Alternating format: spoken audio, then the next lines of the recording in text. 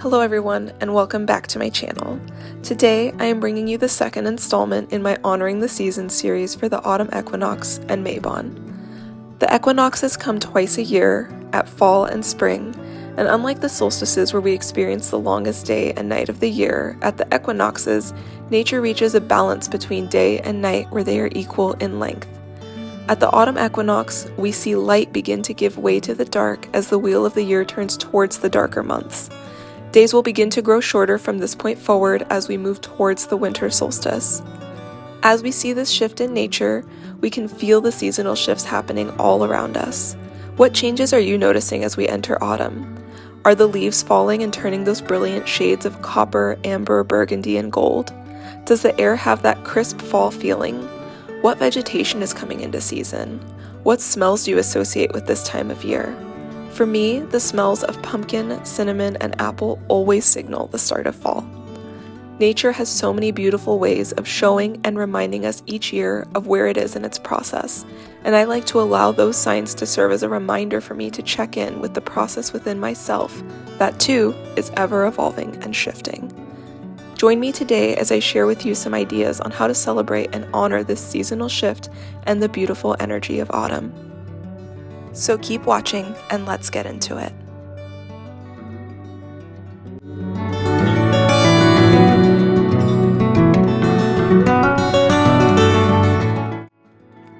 If you do nothing else in this video, do this one thing for yourself. A simple walk in nature on the equinox is the easiest way to ground into the energy of the transformation happening seasonally. You don't have to make this fancy if you don't have the time or means. Just a walk around your neighborhood will suffice. If you'd like, you can choose to go to one of your favorite nearby spots that makes you feel a deeper connection to nature, which is what I've chosen to do for this video.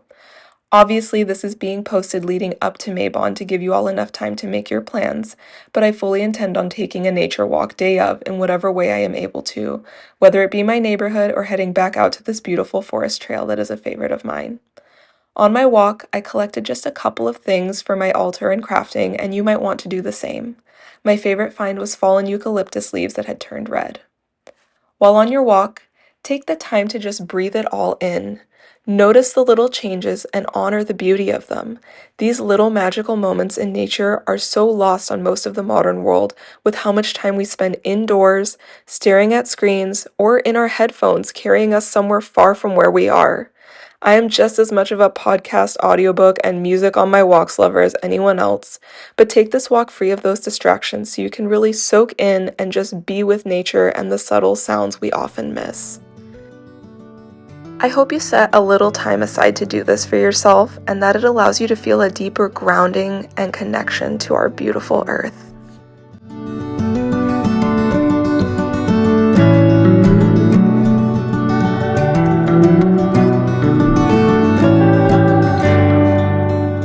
For my Mabon and Autumn Equinox altar setup, I started off by cleaning the area. This is super important. I dusted and cleaned it off with a cleaner that has good essential oils and what have you in it. I even smudged the area. This is so important to start with a clean, clear space for your altar setups.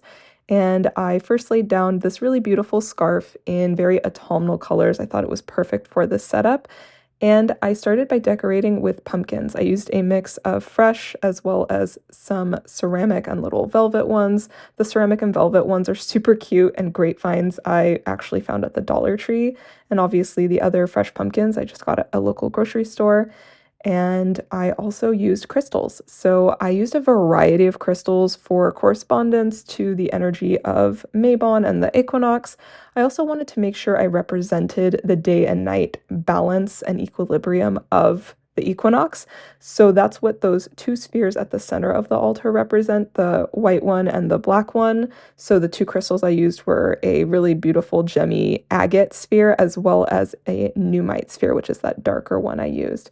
The other crystals I used here are a variety, so forgive me if I forget something, but I've got smoky quartz, amethyst, moss agate, blue kyanite, tiger's eye. I even have some amber on there, golden sheen obsidian. I'm not sure if I'm forgetting anything else. I'm not sure if I said clear quartz. I also adorned with pine cones and the little broom that I made. and lots of candles, different candle holders, and I also wanted to include some cards in this setup, so I chose a Justice card from the Llewellyn Tarot, as well as the Mabon, because she's the goddess of the equinox. I used her card from the Celtic Goddess Oracle I have.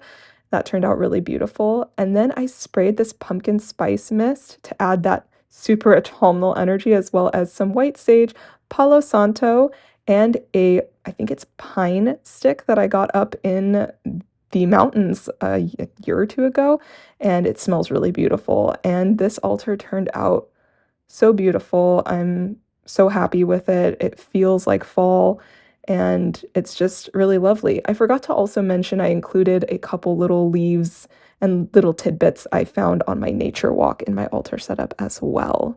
So I'm very happy with how this turned out.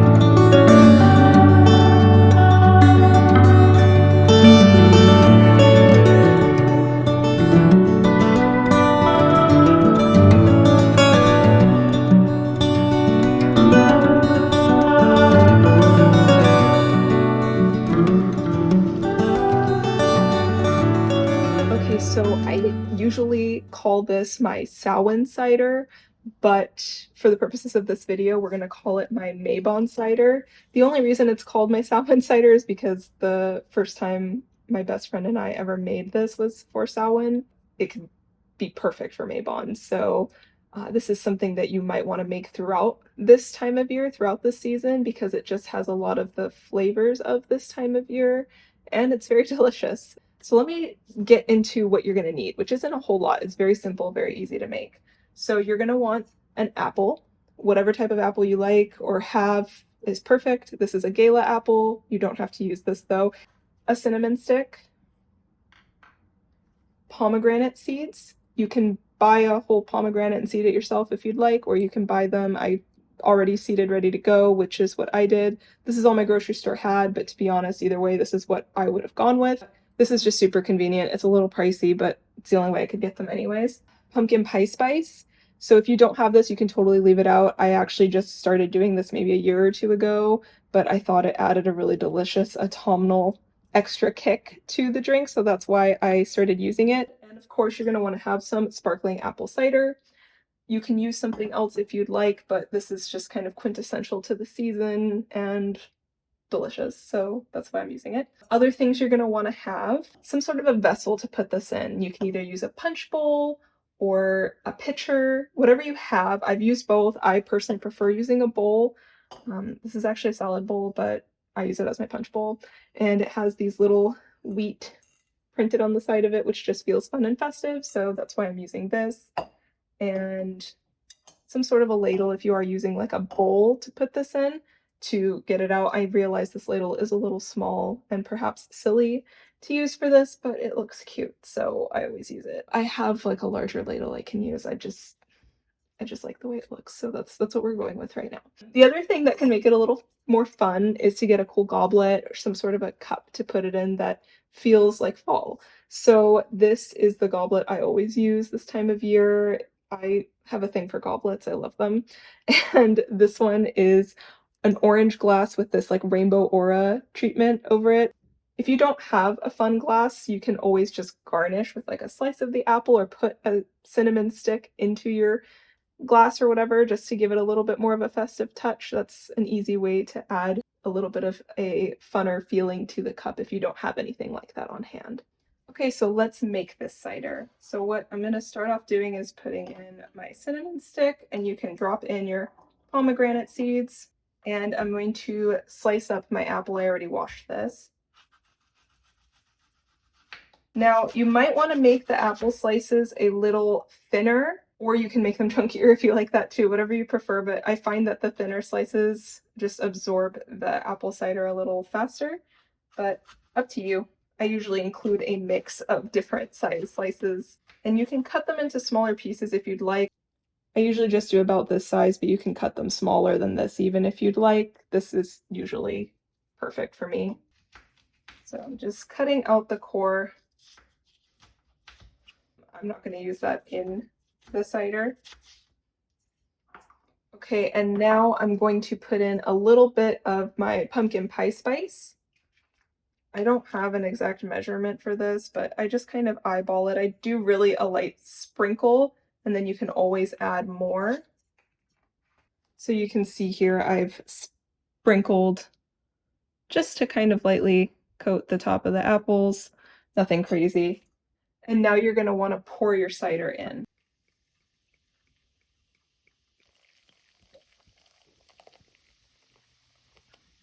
So once you've given the cider just a couple minutes to sit and let all the flavors sort of do their thing, you can start serving. And so you will see how kind of laughable this ladle is. It takes a minute to serve. But if you're just doing small portions, like right now where I'm just tasting this, it's kind of perfect. So, you know, maybe get a bigger ladle if you need it. As you can see here, well, you can't really see. It's pomegranates, apples, all the things are in there. So I have my cider here. I'm going to do a little taste test on camera. I don't know why I'm not a cooking channel, but I'm just having fun with this.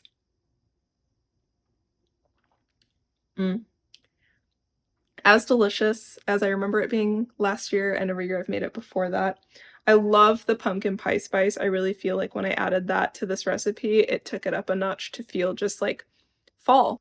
I highly recommend this. It's so good. I hope you include it in your autumn equinox celebrations. If you're having some Mabon festivities or you're just doing something to celebrate at home, definitely make this. So let's get into more fun Mabon autumn equinox activities in this video.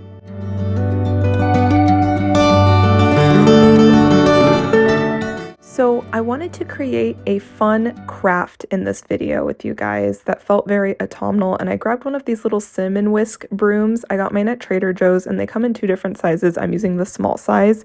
And just so you know, on these it does say avoid contact with eyes and skin. It's because of the cinnamon essential oil, I'm almost certain, because it can be a skin irritant. So if you're sensitive to that or you just don't want to be touching it, you can find one that doesn't have that cinnamon oil. And you want to collect a couple different types of items here to decorate with. I've got some different sticks, and I included a variety of different crystals. This is some amber I have here, and some of these crystals I've wire wrapped because I knew I wanted to include a wire wrapped charm of a crystal on here. I wasn't sure what though. So these here are some Veracruz amethyst, and then I also have a clear quartz as well as a wire wrapped carnelian that I was, trying to decide between which one I would include. And I also included this little leaf I picked up on my forest walk, and a variety of different little crystals. I wasn't sure what I wanted to use, so I wanted to give myself some options and just pulled a couple of different things that I thought might be good options. I also pulled some ribbons, different kinds I have. So I just got right into it.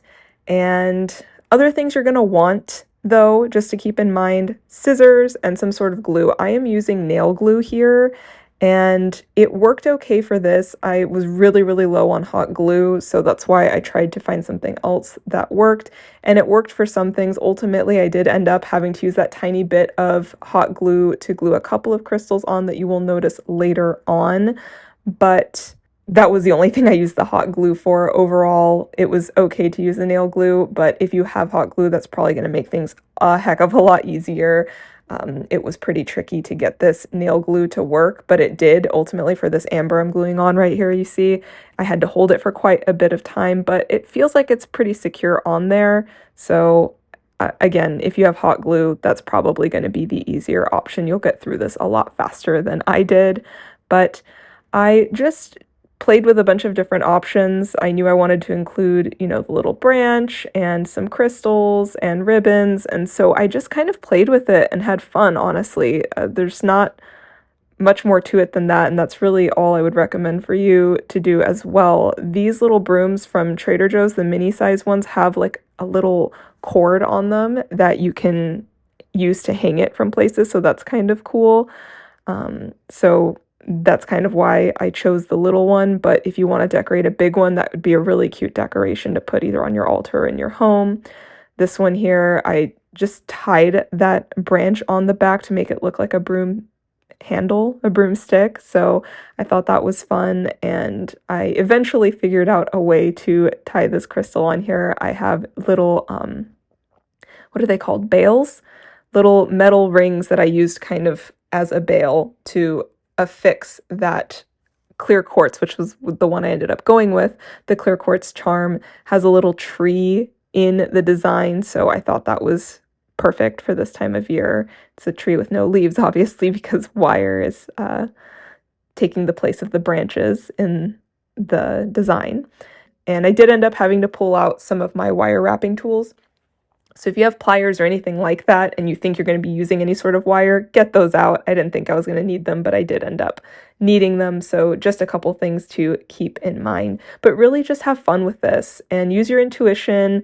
And if you don't have as many things to decorate with, that's okay too. Make it simple. If you just have ribbons, if you only have crystals, whatever you have, work with that. But I'm sure you could go outside and find some pretty leaves and little sticks and things you could use to decorate as well. And if you can't find anything like this little broom, you could totally collect a bunch of little sticks and tie them together with some ribbon or twine or something to create a little broom, and then just put a little branch at the top and you could create the same effect. And then if you wanted it to smell nice, you could just, maybe add a couple drops of essential oil into the core of it.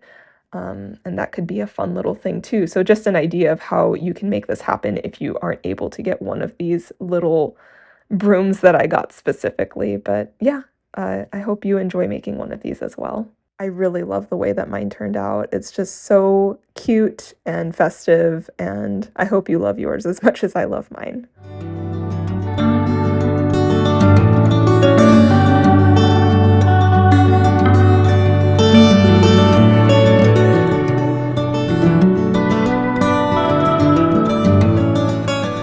Journaling is a great option of something you could do to celebrate at this time of year. And so what I did was I put together a gratitude list as well as intentions that I'm setting.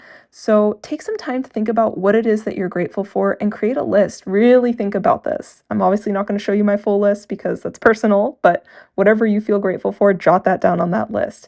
Then when it comes to intentions, think about where in your life you want to call more balance in, because we're talking about the equinox. It's the balance of day and night. This is a balancing energy at this time of year. I've mentioned it many times in this video, but what aspect of your life can you call more balance into? And then also, obviously, just set some intentions for this season. So that gives you a couple months to work through these things. What are your goals? What are the intentions you want to set? What do you want to shift and change? And then mantras and positive affirmations. I swear by these. I love them. This is a whole video in and of itself I could talk about, and I will make that video. But make some mantras and positive affirmations for the season ahead that you can recite, and make sure they start with I am or I have. You're claiming that energy for yourself when you start with I am or I have, because you're speaking as if it already has happened, as if you already have it. And that's the magic of this. This is law of attraction type of stuff. This is how manifestation works. And I think it's really lovely to create some at the start of the season that you can focus on throughout the season, and go ahead and take the time to recite these each 3 times a day. That's what I have found really works for me. I swear by these types of practices, and I think it's really lovely to set these types of mantras and positive affirmations to recite throughout the season. It's a really good way to connect to the energy of the season and really focus on how you're changing as the season shifts.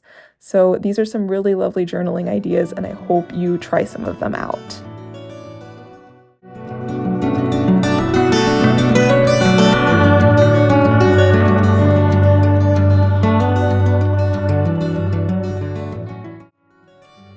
I hope you found some ideas in this video that will serve you well as you celebrate Mabon and the Autumn Equinox. I loved putting this together for you and look forward to the next installment. But until then, I will soak in and savor all of the cozy and enchanting energies this gorgeous season has to offer and hope you do the same. I wish you a dazzling, powerful, and blessed Mabon and a prosperous autumn season full of love, gratitude, good health, and joy. If you enjoyed this video, I would love it if you subscribed. Thank you so much for watching. Take care and be well. Bye.